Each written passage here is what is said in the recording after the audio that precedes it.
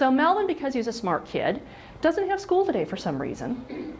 And he also knows that Mom went to the store last night, so the house is packed with food.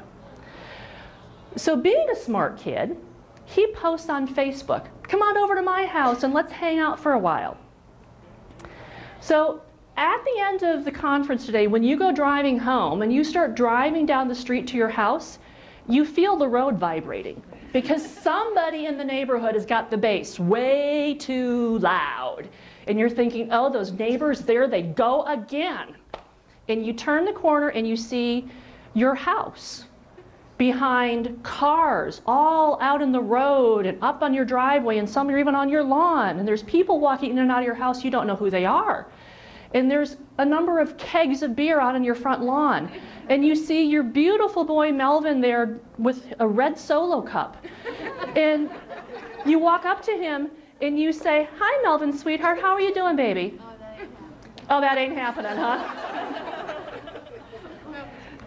Would you even need to say anything to your son? Or just by looking at you, would he know that life as he knows it is over? He would know, okay?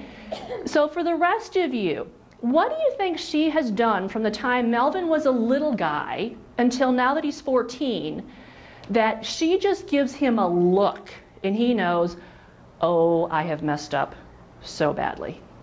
What has she probably done? Set expectations and held them accountable. So what's happened is she probably said, Melvin, if you do things over here, that's good. But if you do things over here, there are going to be consequences.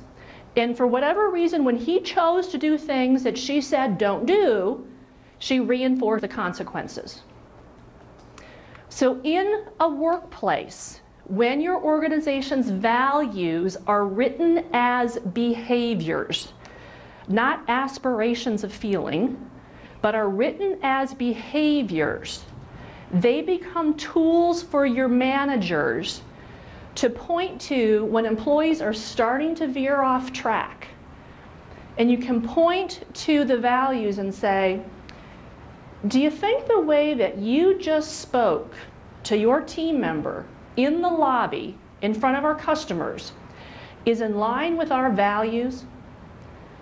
And that person's going to respond one of three ways. Yes, no, or no. Okay? If they say yes, they are, you say, well, you're wrong, and let me explain what this means. And you can clarify the expectation and give them a chance to realign their behavior. The power of this is the managers aren't making this stuff up. This is the organization's values that listen to this. As long as the employees agree to take a paycheck from your organization, by default, they're agreeing to abide by your organization's values. Because what would happen, ma'am, if one of Melvin's friends came to you and said, you know, my parents wouldn't care if we had a party at my house like this, what would you say to that friend? I'm Melvin's parents. I don't care what your parents do. You know what? Go home. Because my rules are my rules, right? So as long as the company says, look, if you want a paycheck from us, these are expected behaviors day in and day out, no questions asked. Here's how this helps you when you're onboarding. Show those to your possible new hires.